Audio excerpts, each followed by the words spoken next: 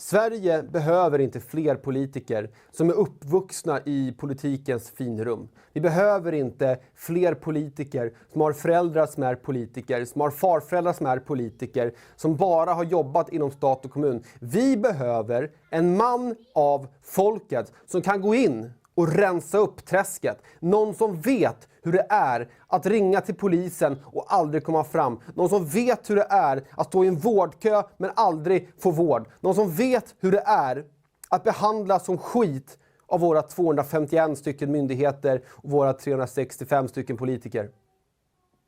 En sån person behöver vi få in i riksdagen som kan rensa upp träsket, radera hälften av myndigheter och ge det svenska folket det vi förtjänar. Ett välfungerande samhälle.